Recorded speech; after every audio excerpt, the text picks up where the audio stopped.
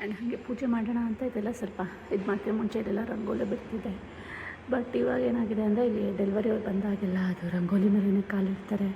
ಅದಂದರೆ irritation ನನಗೆ. So ನಾನು ಅದು ಬೇಡ ಅದು ಇರಿಟೇಷನ್ ಅಂದ್ಬಿಟ್ಟು ಸೊ ಜಸ್ಟ್ ಸಿಂಪಲಾಗಿ ಮಾಡ್ತಾಯಿದ್ದೀನಿ.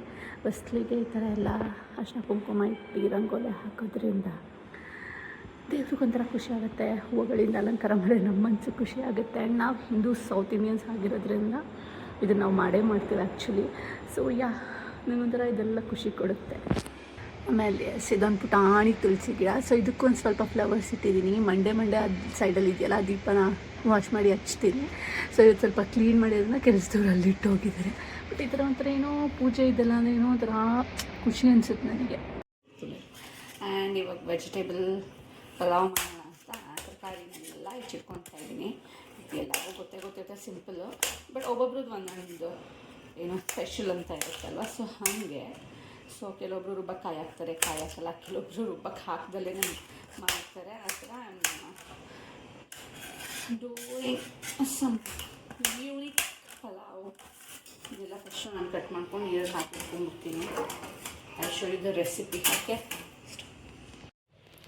ಆ್ಯಂಡ್ ಈ ತರಕಾರಿಗಳನ್ನೆಲ್ಲ ಕಟ್ ಮಾಡಿ ಇಟ್ಟಿದ್ದೀನಿ. ಇವಾಗ ಬೀನ್ಸ್, ಕ್ಯಾರೆಟ್, ಬಟಾಣಿ, ಗೆಡ್ಡೆಕೋಸು, ಯಾವುದು ಅಷ್ಟೇ ಅನಿಸುತ್ತೆ. ಸೊ ನಿಮ್ಮ ಮನೇಲಿ ಯಾವ್ದು ಇರ್ತೋ ಅದು ಹಾಕ್ಕೊಳ್ಳಿ. ಆ್ಯಂಡ್ ಇದಕ್ಕೆ ಕೊತ್ತಂಬರಿ, ಪುದೀನ, ಶುಂಠಿ ಬೆಳ್ಳುಳ್ಳಿ ಪೇಸ್ಟು, ಸ್ವಲ್ಪ ಒಂದು ಆನಿಯನು, ಒಂದು ಅರ್ಧ ಟೊಮ್ಯಾಟೊ ಹಾಕಿದ್ದೀನಿ. ಆ್ಯಂಡ್ ಚಿಲ್ಲಿ ಅದು ಹಾಕಿದ್ದೀನಿ. ಇದಕ್ಕೆ ಚಕ್ಕೆ ಲವಂಗ ಅಷ್ಟು ರುಬ್ಬಕ್ಕೆ ನಿಮಗೆ ಬೇಕಾದ್ರೆ ಕಾಯಿ ಆ್ಯಡ್ ಮಾಡ್ಕೊಬೋದು. ಆ್ಯಂಡ್ ಇದು ಫ್ರೈ ಮಾಡೋಕ್ಕೆ ಇವೆರಡು. And masala is ready. ಕುಕ್ಕರನ್ನು ಬಿಸಿ ಮಾಡೋಕ್ಕೆ ಇಟ್ಟಿದ್ದೀನಿ. ನೆಕ್ಸ್ಟ್ ಏನೇನು ಐಟಮ್ಸ್ ಹಾಕ್ತೀನಿ ಅಂತ ಅಲ್ಲಿ ಶೋ ಯು. ಓಕೆ. ಫಸ್ಟು ಸ್ವಲ್ಪ ಎಣ್ಣೆ ಹಾಕ್ಕೊತಾ ಇದ್ದೀನಿ. ಅದ್ರ ಜೊತೆ ಒಂದೆರಡು ಸ್ಪೂನ್ ತುಪ್ಪನ ಹಾಕ್ಕೊಂಡ್ಬಿಡೋಣ. So it gives taste.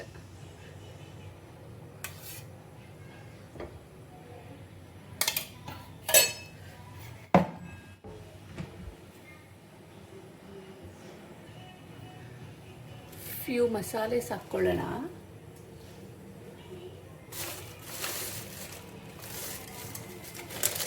ಕಲ್ಲು, ಏಲಕ್ಕಿ, ಆಮೇಲೆ ಒಂದೆರಡು ಮರಟಿ ಮೊಗ್ಗು, ಆ್ಯಂಡ್ ಸ್ವಲ್ಪ ಸೋಂಪು ಹಾಕ್ತೀನಿ. ನನಗೆ ಬಿರಿಯಾನಿ ಇದಕ್ಕೆಲ್ಲ ಚೆನ್ನಾಗಿ ಅನಿಸುತ್ತೆ. ನಾನು ಬೇಗ ಜೀರ್ಣ ಆಗುತ್ತೆ. ಆಮೇಲೆ ಒಂದೆರಡು ಲವಂಗ, ಇದು ಸ್ಟಾರ್ ಫ್ಲವರು, ಆಮೇಲೆ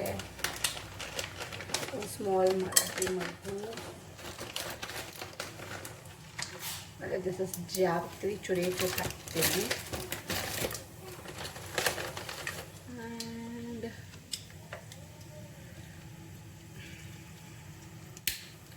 ಒಂದು ಚಕ್ಕೆ ಎಲ್ಲ ಹಾಕಿ ಸ್ವಲ್ಪ ಫ್ರೈ ಆಗಿದೆ.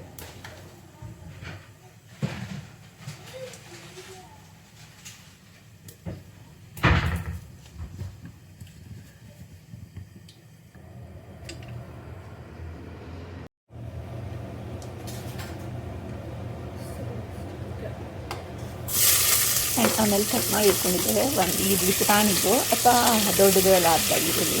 ಅಲ್ಲಿ ಟೊಮೆಟೊ ಆ್ಯಡ್ ಮಾಡ್ತಿದ್ದೀನಿ. ಸೊ ಅದು ಹಾಕ್ಬಿಟ್ಟು ಸ್ವಲ್ಪ ಫ್ರೈ ಮಾಡ್ಕೊಳ್ಳಿ. ಫ್ರೈ ಮಾಡಿದಷ್ಟು ಒಂದು ರಾ ಸ್ಮೆಲ್ ಹೋದಷ್ಟು ಯಾವುದೇ ಡಿಶ್ ಆದರೂ ತುಂಬ ಚೆನ್ನಾಗಿರುತ್ತೆ. ಸೊ ಅದಕ್ಕೋಸ್ಕರ ಅದು ರಾ ಸ್ಮೆಲ್ ಹೋಗೋ ತನಕ ಫ್ರೈ ಮಾಡ್ಕೊಬೇಕು.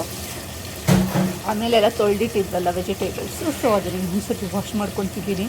ಸೊ ನನಗೊಂದು ಸ್ವಲ್ಪ ಕ್ಲೀನಾಗಿರ್ಬೇಕಂತ ಅದೊಂದು ತಲೆಯಲ್ಲಿ ಬಂದುಬಿಟ್ಟಿದೆ.